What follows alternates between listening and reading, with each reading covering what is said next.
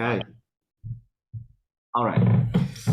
Dear colleagues, today is a wonderful day because I'm having these two wonderful people together with me here in my interview. Guichot de Fortis and Julia Poger, both are conference interpreters and above everything, beautiful people, most wonderful people, very good friends of mine, and a couple actually. So they've been together for how many years? Chris, Julia? I can't remember. I believe it's 20. Right. And I'm sure, well, such marriages or such events, such histories, I think are very notable and important, because very often you share interests, you share views, and therefore you never know what sort of new conclusions actually you come to, right? While being in the state of marriage. Therefore, I think it deserves to be, these conclusions are worthy of writing down as a whole book. Therefore, I think one day you should do it. Therefore, let's imagine that this is the beginning of your great book story, right? You start this idea, and maybe one day it will be a separate book. All right, but today we are speaking for Cosines Pi 5, and this is another event, great event. We come to the finals, and most people are expecting some very interesting talks, very interesting instructions, advice, visions and considerations. Therefore, I hope we're going to have something interesting today. Let me begin with something that everybody knows. With thee conversing, I forget all time, all seasons and their change, all please alike.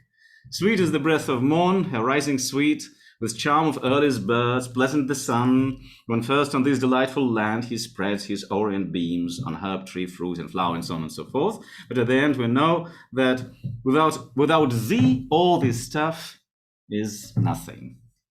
Therefore, today we're going to speak about, well, seemingly simple, ordinary, plain thing, like learning English as your B language, hoping that it will be quite easy to do because everybody around speaks English, and therefore you think that it will be quite easy to do that. But yes, you think that I'm wrong. I'm very wrong. Therefore, now you are going to share your vision. Why taking English as B language for your interpreting career is not very often a very easy choice. Chris, ladies first. Therefore, I will probably allow Julia to start speaking, and then we will exchange opinions. And therefore, I think for many people who are here listening to us on the Russian side, they will be most interested to know why English as B language is such a difficult choice. Julia, what do you think about that? So, English as a B language, on the one hand, it's the only choice if you don't have English in your combination, because everybody speaks English. And so everybody will understand you wherever you go, whatever language you're interpreting out of. If you're interpreting into English, more people will understand you than if you choose French or Spanish or something like that. So already, this is something that you really should choose. But don't rest on your laurels. Don't simply choose it and think, okay, I speak it well enough, that's fine. Everybody will understand me, because they won't. Now, I'm not talking here about highfalutin language, where you understand it so beautifully that you can quote Shakespeare and say everything Shakespearean way, the way in Russian you could say everything in three-story mat, and still get the idea across. But the problem is that you still won't be understood because of all sorts of things that you haven't thought about yet. The musicality of your language, your intonation, your stress, when you pause even within a sentence, how you stress the important things and let the others fall. And especially, and most importantly for me, it is definitely intonation. It's interesting. Intonation is actually the heart of your message. Therefore, many people tend to disregard it, while hoping that anyways, your audience will understand you anyways, just relying entirely on your words. Chris, do you agree with that? Or do you think, well, where is that importance of intonation? Where does it lie, actually? Why should people be very, very careful about that? It lies at the beginning and the middle and at the end of learning English. I wouldn't dream of saying, Marklen, that you are wrong in saying that English is a simple language to learn as a B language, because I know you don't think that. I've heard you reciting The Raven. But I think it's a common misconception because people mix up Globish and English. And it's been very much my experience with interpreters and also with delegates in meetings that they can easily apprehend Globish. Globish is a simple thing. It's a construct with a few hundred words, but it doesn't get the job done. If you want to express complex ideas or ideas with sincerity, deep, complicated reasoning, the English language is the tool par excellence. It is, as Shakespeare said, a precious jewel set in a silver sea, but it's easy to underestimate English. And I would put everybody on warning not to do that, not to think that English can be understood easily because everyone speaks a bit of English. It's a highly complex tool, the English language, which relies, I think, more than almost any other language on, as Julia said, intonation, micropause, emphasis. I have a feeling that many people who are working at the mid-tier of our profession, not thinking of themselves as just like top professionals, they will tend to self-excuse, to find all sorts of self-excuses, meaning they will think that, well, after all, I'm just delivering the general message and that's enough for the conversation. Everything else will come down with the writing, texts, correspondence, and so on and so forth. But when we actually rise up to the level of the top conference interpreting, where all these things are important, therefore not everyone actually is thinking about that. Do you think there are any special kinds of courses beyond what is being taught in the universities and classes on phonetics that could be picked up by conference interpreters, the beginners, as a starting exercise? Yes, Julia, what do you think of that? Before we get to answering the actual question, I'm wondering if the people working at the mid-level who figure that they're just giving the basic message, if they're actually delivering that message. Because if they don't have the intonation, if they're not using the words correctly, if they're not stressing things correctly, if everything that they say is all at one monotone and is all running together so that there is only one long sentence so that nobody knows where the idea begins or ends, are they actually getting that message across?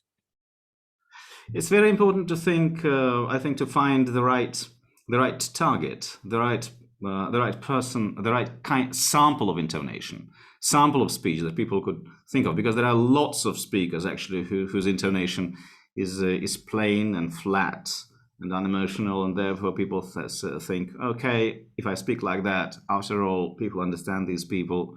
Why not me? I could also, for example, be speaking. Well, I couldn't be speaking, for example, like that at the time. But they understand these people who are speaking their native language flatly. Mm-hmm. And the problem here is that we're talking about people working into a B. They are not speaking their native language. So when they start speaking in a very flat intonation, nothing is understood. And I recall one instance when I was practicing and looking up things for my students online, and I went to a specific big conference that I knew would be interpreted, and I dug a bit and I found some Russian and I found some English, and Chris walked in on me while I was listening to the English and listened for a couple of sentences and said, I have no idea what this person is saying, because there was no intonation whatsoever. It was very flat. It's actually worth maybe considering those who are endeavoring to learn English to use as an interpreting language, a second language, that English actually is a very vulnerable language, because it's easy to remove 50% of the meaning from the English language while getting all the syntax, all the grammar, and all the words right in all the right order, but without the emphasis, without the pauses, the inflection. And English depends so much on that to bear meaning. And quite frankly, we spend a lot of time as interpreters, I'm sure all the people listening will agree with this, listening to bad English being spoken by delegates who have no choice because they're not linguists. And then maybe turning on to a relay, which is sometimes my experience working from Russian, which I do not have. And then the meaning can be destroyed or capped by bad inflection, by the fact that the music of the English language, the prosody of the language, is simply lacking. And it's something I think people don't even feel they have to learn. even if they know what it actually means, but it bears a huge percentage of meaning in English.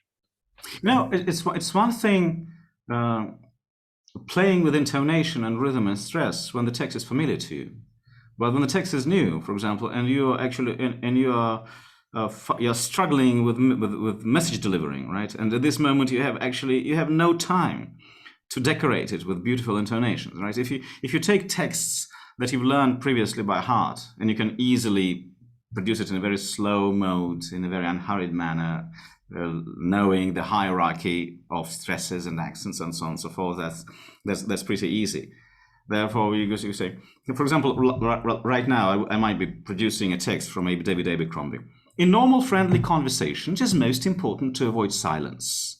If somebody volunteers a piece of information or some exciting news, an answer is just as necessary as when a question is asked. So I'm producing it from memory at this very moment. Therefore, I can actually stress different words accordingly, and these text flows more or less automatically.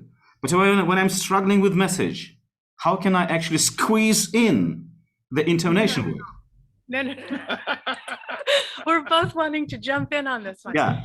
No, the intonation saves you. That's what saves you.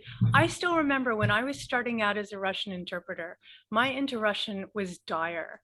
Okay, it was really bad. It was enough to be able to speak to people, and I knew that they were getting, my basic message. But when things got sophisticated and I was interpreting sophisticated, as sophisticated as one gets when one is interpreting Americans to Russians, not at the highest levels, my delegates had me, and they had another Russian interpreter who was working into their native language of Russian, who basically didn't care. And so they just reproduced what they heard. Whereas I was listening, and then I put, non-native Russian intonation, very American intonation, but I emphasized what was important. And I really tried to make sure that even if I was reducing things to less gorgeous words and syntax, that I was able to use my intonation to make sure that they understood. So I was serving it to them on a silver platter, right? And I actually had delegates come up to me and say, okay, your Russian isn't as good as your partners, obviously, because they're natives, but I understand you better because you care. And even though it wasn't native Russian intonation, they could hear what was important because I was emphasizing it. It's really, yeah. Marklen, to me, to see that Julia and I reacted in exactly the same way to what you were saying. I think you're being contentious on purpose, which is good. You're being devil's advocate, of course you were. But I would say that those times when you're interpreting in the booth, when you are in difficulty, and you're dealing with a speech you haven't heard before, you haven't got the text, maybe if the speaker is reading, that's when you need to major on the inflection and the music and the prosody, because it will carry meaning when you haven't got the time or the cerebral bandwidth to actually get the processing done. Because the meta message behind the words comes through emotion, it comes through gut feeling. And if you can espouse that gut feeling in English and reflect what's coming from the inside with your emphasis, then you will get the job done, even if you haven't got all the vocabulary. The most important thing that the beginner interpreters would be asking, where is that secret? Where is that tool? Where is that gadget that will help you actually master the intonation very quickly? Because very often, even in my classes, I understand, but in your mind, but even in the university, I could spend hours and hours teaching my young interpreters actually learn to speak in a more or less English way, not to produce occasionally the Russian cadences, and which are horrible actually. And therefore, the most important thing that I'm doing is I'm giving them the book and ask them to read aloud. And so at least you can rely on the text and just read it out loud. And even when they read out loud, I notice that they either lose the message when they try to read well, or when they try to focus on the message, they lose the intonation. So they never find the balance. What would you suggest? Well, first of all, the secret weapon, which I always recommend to all those who are working on a B language, is to shadow. I think shadowing is something which is not used enough. Some people even decry shadowing and say it's not a useful method. But I've had many decades experience of teaching and coaching, it is the best way of picking up the cadence and the emphasis and the way in which a native speaker will speak English, for example, if we're talking about English. It is like the magic bullet. There are many other things, and Julia spoke about used the word caring. Now, it may not have occurred to many interpreter trainees that to care about what you do is essential. We've all experienced delegates who manifestly don't care. They are doing the strict minimum, and they're not laying meaning in their communication. But if we care about what we're doing, and if we look at the speaker and we endeavor to enter the speaker's skin, which is what I always do when the going gets tough, their voice and their inner being will automatically bring the emphasis and bring the meaning out in the way that the voice is used. You see, very, very often people think that shadowing is good, but they never know the measure. Because the measure is important, right? Because if you do it, for example, let's say for 20 minutes every day, they don't know whether it is enough or not enough. You know, it's like taking honey when you are ill. When you're ill, you need to know just a bucket of honey, or you need to know just one spoonful of honey. So you never know about that. How much vodka to mix with it. So, with shadowing, Chris has written an entire text on this, which I will pass to you, Marklen, and you can then do with what you will. And thank you so much. Reading it. But the important thing with shadowing is to know what your goal is. So there are several goals you can have when you shadow. One of them is simply to reproduce pronunciation and to reproduce the words that people are using. In which case, I would always suggest to shadow with the written text in front of you. Partly because you can't reproduce what you didn't hear. And if you don't know the grammar, you're not going to hear the grammar. You need to actually see it. And so when you're shadowing, record yourself and then make sure that you actually reproduced every single sound that is written on your text. You know what you're saying, Julie, is important. But for the beginner interpreters, I would also add probably a very important thing. Very often they think that many parts of their speech will be understood by the other side easily, just out of context. Never. They think so. Yes, they think so, and therefore, yes, but they won't. Therefore, the tail always turns out to be blurred, dark, unpronounced, and so on and so forth. Therefore, you know, it's interesting. I'm always giving the following example in the university to my students. If I say something in Russian like, an old granny is asking her grandchild or grandson, how is he going to spend this evening? And he says, да, мы с друзьями пойдем в театр. Куда вы пойдете? Мы с друзьями пойдем в театр. Did you hear the destination?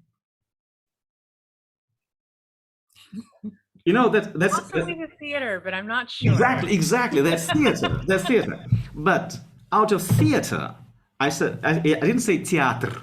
I said мы с друзьями пойдем в театр. I said theater. So I pronounced probably 1% of the word. 1% of the word, but Russian speakers are actually in the habit of catching it without any difficulty. And English speakers can do that too. Do not even assume that you would understand me and Chris if we were speaking in our normal native way to native speakers of English. Especially me. I guarantee you that none of you would understand a word Chris said, and that half of what I said would be very much slurred and incomprehensible.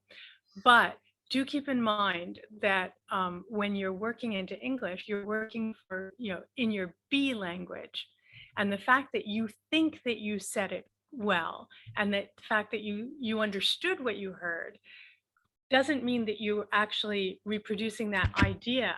Sorry, I keep hitting the mic.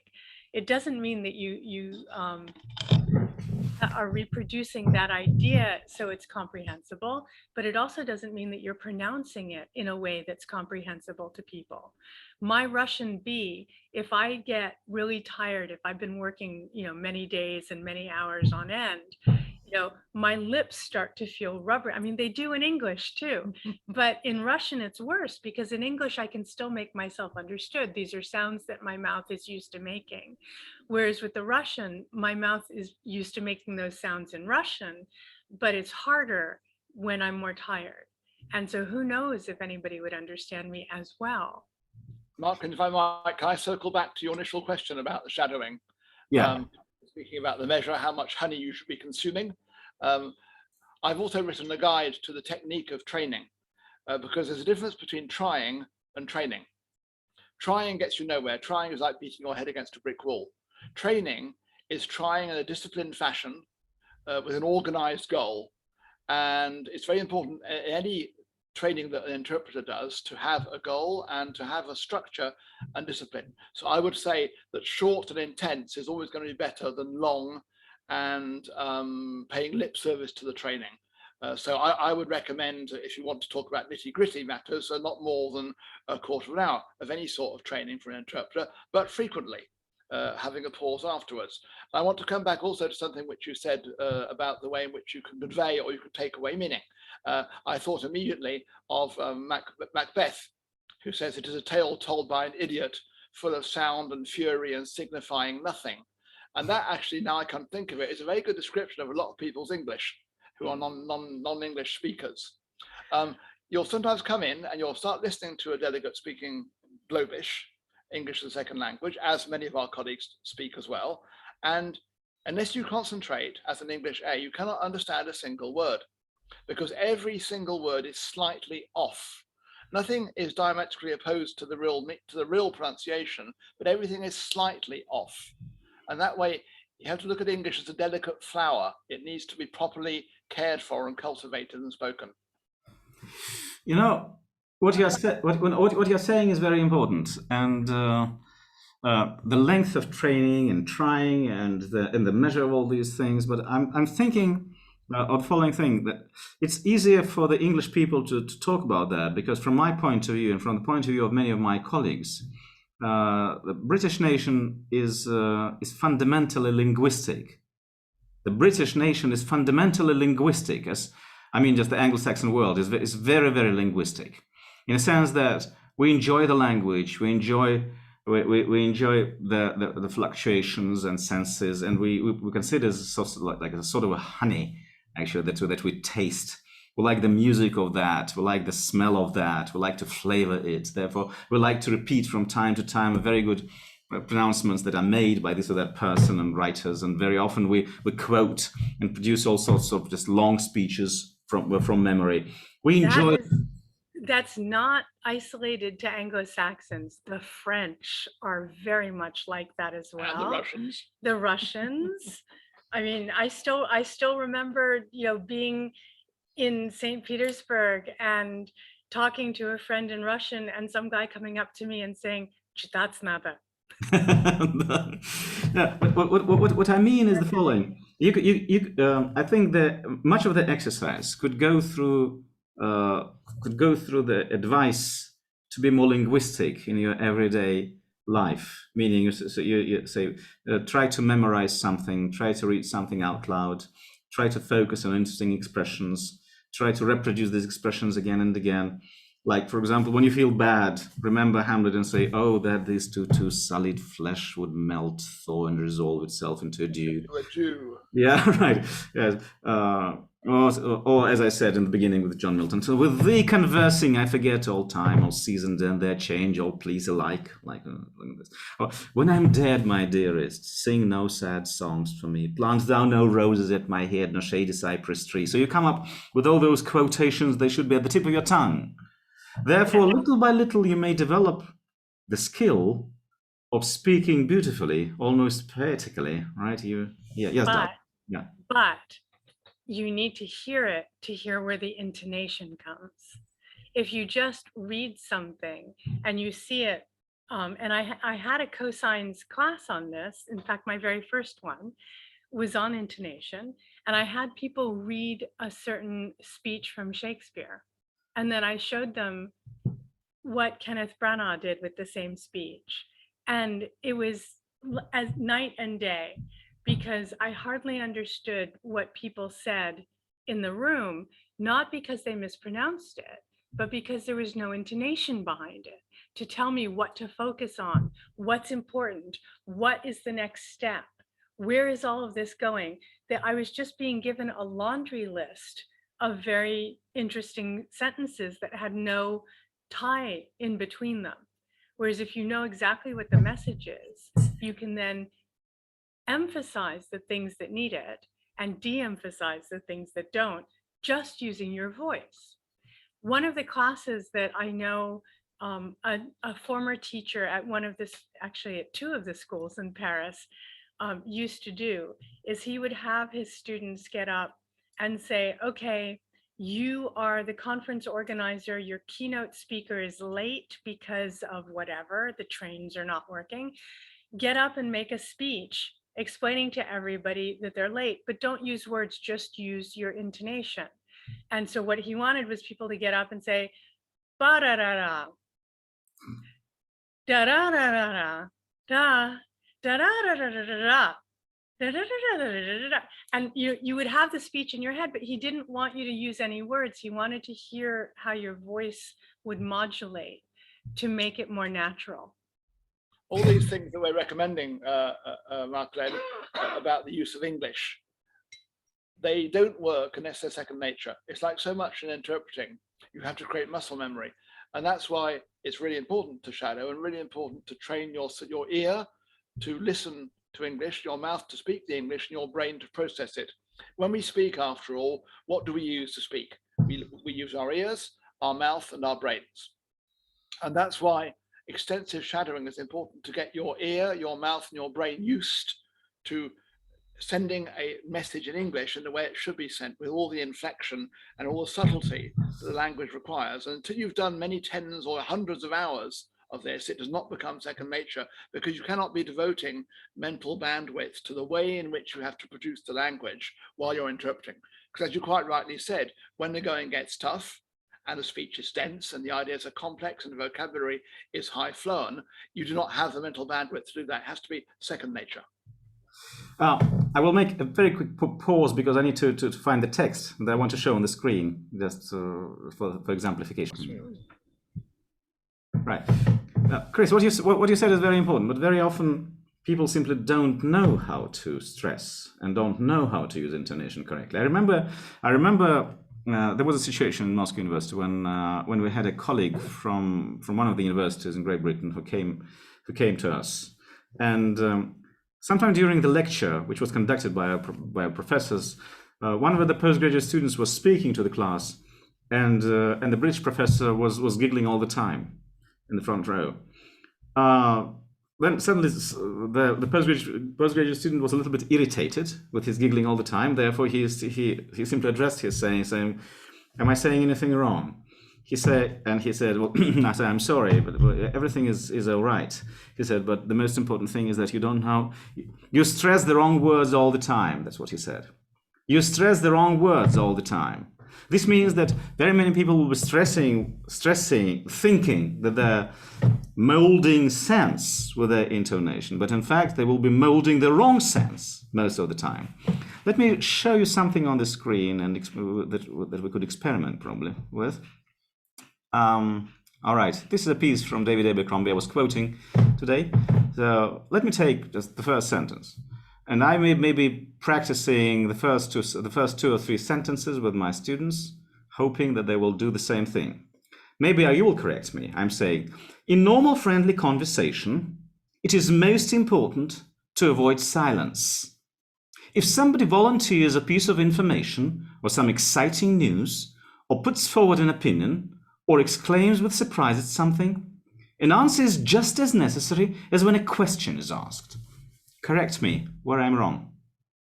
You weren't. Yes, he was. Surprise. You didn't emphasize surprise. Exclaims isn't the important thing here. Surprise is the important thing. Or exclaims with surprise at something. An answer is just as necessary as when a question is asked. So do you think these things could be very good exercise when during the class with interpreters will be reading something out loud and all the time asking for interpretation of what is happening on the page right now. I think it will be an extremely useful exercise, which I use frequently. And in fact, what I've learned myself, because obviously when you're a native speaker, you don't learn the language in the same way that a foreign speaker does. And I learned myself that in English, the word that takes the emphasis in a sentence is the word that conveys either the important part of that sentence or new information. And by teaching the technique you've just been talking about, I've learnt myself as an Anglophone, that's how English works. I know it instinctively, but I didn't know how to actually express it. Now I do. So the word that bears emphasis in the sentence, and as you know, of course, as well as anybody, in English, you can have a sentence of 11 words, and you can speak it 11 different ways by emphasizing each of the words in turn, which confers 11 sorts of meaning on the same sentence. And so it's really important to instinctively grasp what is the new piece of information, what is this sentence actually about. And just for a very short example, not an 11-word sentence, but a 3-word sentence, I love him. Okay. So I could say, I love him. I could say, I love him. Right. Or I could say, I love him. So, I love him as opposed to Mary, who may think she loves him. No, I love him. I love him as opposed to I hate him. And I love him as opposed to I love you. And I can give you one more variant. I can say I love him. Yeah, but you still stressed one of them. I said I love him. Right. Yeah. I know from my experience that very, very few students actually in universities are capable of doing this very well by the end of this of the first or the second semester. Very often I say the balance between nice decorative type of pronunciation and message delivery is never found. Very rarely is found actually. So students can't do that. Very often they after 15 or 20 minutes talk, they actually slide into their Russian intonation and think that this is all right. So it's not lasting. It means that people continue thinking in Russian probably or in their native tongue. Have you noticed if while they're doing that, if they start slipping into Russian with English words as opposed to English with English words? Yeah. Especially when they become emotional or emphatic. For example, somebody would be saying, "Yesterday we went to the theater. The audience was absolutely fantastic." So the audience kind of thing. This becomes very very emotional. And in Russian we say, "Публика была просто очарована." So the audience, so they copy the Russian intonation in that particular case. Of course, what we often do as interpreters, Marklen, and this is a cardinal sin that virtually all interpreters commit, is that they add their own inflection to the message, either because they don't speak the language well enough, or because they misunderstood the meaning, the meta meaning of the speaker, and then they impose their own inflection on what should be the speaker's inflection, thereby changing the message. And to me, it's a cardinal sin as an interpreter when you impose your personality on the message, thereby making it a different message. So, I think we should probably recommend schools of interpreting and classes of interpreting to spend more time actually teaching students to pronounce things more clearly and working on message and intonation. And very often people think that this is sort of a secondary sort of matter, and thinking that they're wasting time actually trying to teach them pronounce things clearly. But in fact, teaching students to pronounce things clearly is in fact learning the language. It is. It cannot be. But that's the problem, is that so many of the interpreting schools, at least here in Europe and in the US, they feel that you should have already learned the language. You should already know how to speak it clearly with appropriate intonation. And we are only here to teach you the skills of interpreting. So it also depends on what the goal of the school is. But then if the teachers see that the students haven't actually learned that skill, they should take that on themselves to help them with it. I think we should give them some kind of a magic pill. So Cosines, so magic Cosines Pi 5 is an event where people learn something new, and therefore it should be something very short, very succinct, very clear for our listeners, something to take home and then nurse it and probably use it, and 1 year later saying, well, thank you for that magic pill. I'm completely reformed personality after this thing. I would agree, Mark. I think that there is an acute need for such a thing. I'd like to refer to what Muhammad Ali said about training. He said that you have to have the will and the ability, but the will has to be stronger than the ability. And I think that where a lot of students fall down when they're learning interpreting is that they don't have a sufficient burning desire to actually speak English, because we're talking about an English B here, correctly. If you look at the B language continuum, I call it a B language continuum, which stretches just from above a C language to just beneath an A language. And these are all B languages. And to me, speaking as an English speaker who loves the language and who regards English as the Ferrari of languages, I personally am mortally offended by the way in which 3/4 of my colleagues who use English as a second language speak it, because they don't have the desire. They think that mediocre is good enough. I think if we can insufflate the desire into students to actually shine and fly high, that would be the first factor. The problem is, Marklen, is the Pareto principle, 80% and 20%, right? 80% of your results comes from 20% of your work. But then the last 20% of your results comes from 80% of your work. So everybody's willing to get to the 80% of making their language 80% good and not 100% good, because it doesn't take so much effort. But that last 20% will kill you. And that's the part that you need the will to want to overcome. That's right, but that's a very general principle, and people want to have some sort of a real stuff exercise that would help them just overcome that. I have an idea that maybe you will either decline or accept. I think that many people who are learning a foreign language for their interpreting job in the future, they're focusing on too much on the technical side of that. Too much. They think of a foreign language like a set of semantic items linked to each other in some sort of a grammatical way. Therefore, for many people, learning a foreign language is like learning a machine code. You learn items, and then you learn how to sew these items together and hoping that this will deliver the message. From my point of view, it doesn't work at all. It doesn't work like that. Because very often people say something quite unexpectedly. Like, for example, I was working for the correspondent of The Economist for many years, and he was very, very British in dealing with me, because although I was his research assistant and actually his secretary, like office assistant, very often he would enter the office and ask me to organize an interview with somebody. But this request was very, very special. It was very British at that moment. For example, what would you expect a Russian boss, saying to his Олечка and so on and so forth, if he wants to organize an interview, saying, так, Оля, нужно организовать встречу, интервью с премьер-министром. Так что давай до конца дня, чтобы все было сделано. So that's the Russian way. Business-like. Yeah, but you can never render it like that in English. That's impossible.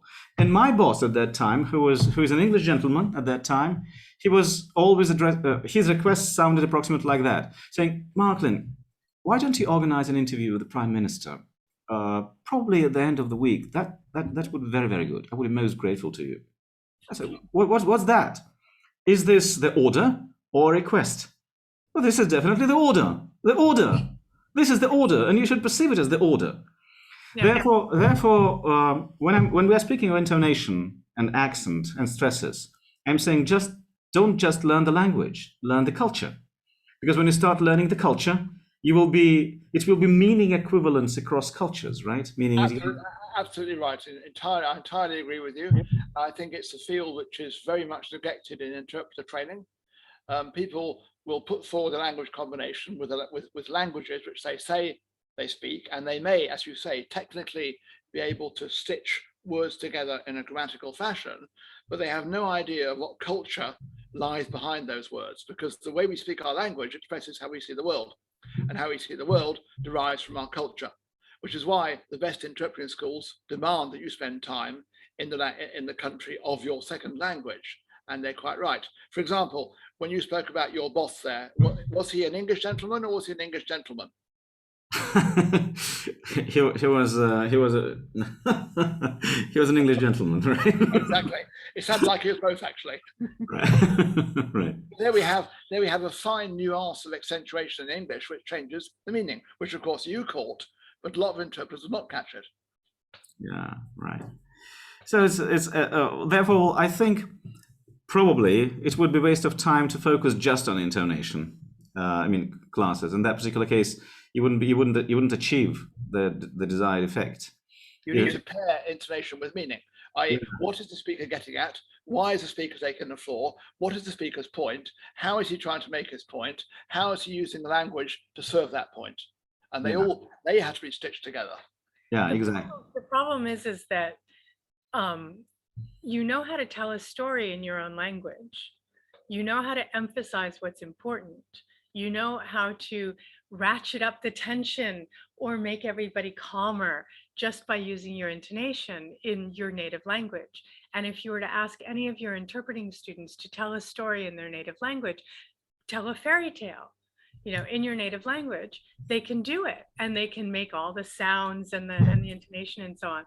Whereas if you ask them to do it in a foreign language, it's almost impossible, and especially at the beginning. So they need to learn how to tell that story in a way that a native speaker would tell it, and not in the way that they would tell it. My university professor, she had a very funny habit. Very often, I would come to her. She was an oldish lady, actually, and therefore, from time to time, she would just say, "Marklen, sorry, well, could you speak up? I can't hear you. I can't hear you." And although I was trying hard, actually, to make myself understandable, anyways, she would ask me again and again. And then one of my colleagues at the English department in Moscow University, he said to me, "Marklen, you should really try hard to speak up." I say, "Mihail Vladimirovich, why so?" So I will tell you a secret. The old lady always has their cotton buds in her ears. And that's her secret. She does it on purpose because she wants to be authentic. Therefore, if she can't hear that, meaning she doesn't want to pretend she doesn't hear, she really created a situation when she can't hear. Therefore, I would recommend the university teachers and the interpreting coaches to put cotton buds into their ears. So hoping that this will improve the whole teaching situation. Nice trick, actually. And this is a slightly different field, of course, because voice projection and voice management is a whole different kettle of fish, which is also essential for interpretation. And it also is a part of the communication. I have to admit that every single year I teach second-year master's students in Belgium, among other things. And every single year when they start to speak and start to do their consecutive interpretation, I can't hear a single one of them. And I say to them, for God's sake, speak up. I can't actually hear you. And if you can't be heard, you can't be an interpreter. You might as well stay at home. And so the whole voice projection thing is a whole extra chapter which interpreters have to take on board. But has absolutely nothing to do with our B language talk. No. B language seems to be very easy to pick up, but in fact it is not so easy to pick up. And it doesn't matter which language you learn, whichever language you learn. You think that if you've learned and mastered 2,500 words and know how to manipulate them easily, it's not learning the language. It's just learning to manipulate 2,000 words. That's all. You can't deliver messages. Therefore, from my point of view, you're quite right in actually attracting our attention, focusing our attention on the importance of learning really in good earnest what you consider to be your B language. It's not just to an extent, Marklen. It's also a product. I mean, obviously you're Russian and you're speaking from Russia, and very much with an eye to the Russian audience and cosines. I think that in Russia, given that you virtually have to have an English B language, or you can't earn your living as an interpreter, I mean, I'm not sure I know a single Russian interpreter who hasn't got an English B, or says he or she hasn't got an English B. They wouldn't, because they wouldn't have English. Probably true. But on the other hand, I think it's also a product of the market, because the market pushes us and forces us these days to have a B, and primarily an English B. And therefore, I think market pressure is such that people may put themselves forward as being able to work back into English when they're not really ready to do so. One of the things that Chris isn't necessarily aware of on the Russian market is that Russian interpreters, when they go to school, have 2 foreign languages, and both of them are their B. And so they're working on 2 foreign languages as their Bs, when, quite frankly, that's, again, the Pareto principle. They're never going to get beyond the 80% if they don't really focus enough on that extra 20% to make their language really comprehensible. And so the ones who are at the highest levels have spent the extra hours and hours and hours on at least one of their languages to make sure that it's of that level before they then spend the hours on the second one. Whereas the people who are still in school are just trying to pass their exams. And so they're just trying to bring both of the languages up at the same level, to just able to pass, and hopefully to pass one of them well. Yeah. No, what you're saying, Julius, is very, very important. And I hope this very short conversation between ourselves right now will just set the ball rolling, and for many teachers in universities and for many coaches for interpreting and in colleges, and start thinking about the importance of these matters, thinking more seriously about this stuff. But I think I have we gave some instructions and pieces of advice to our audience today, but I think I have one more, but will be very, very last, because we're coming to the very, very last. I think you can learn things either technically or in a human way. I think the human way of learning things is the following. I love that picture that you showed me in the beginning of our talk. I will ask you to reproduce this picture once again. But let me one moment.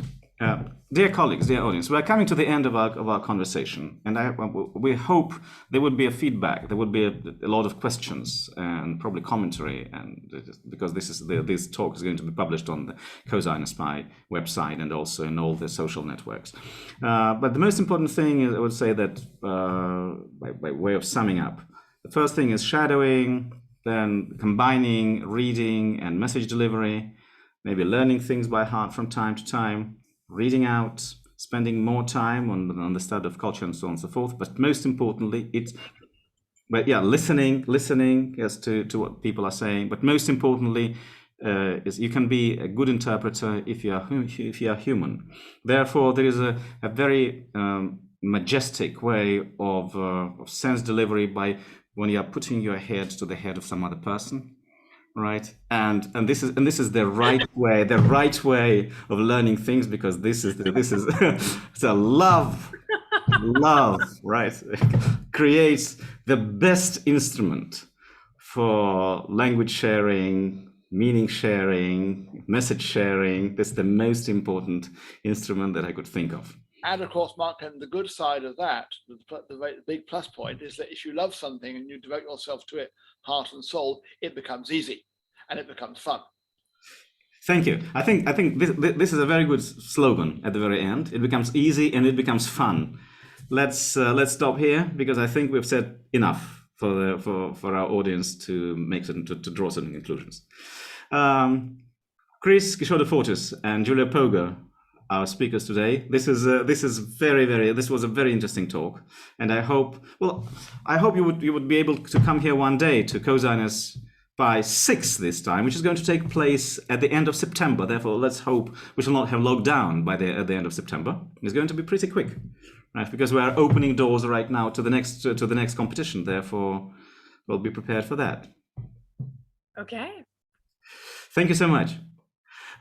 Julia, you look absolutely gorgeous. I mean, absolutely fantastic. Meaning, it's such a pleasure to see you and to listen to you. And Chris is such a wonderful background for you. I think and finally, you get to meet Chris. Thank you so much. Thank you. It's been a pleasure. Thank you, Marklen. Thank you, right. Marklen. Okay, bye-bye. Yes, Again? yes. Everybody. Oh.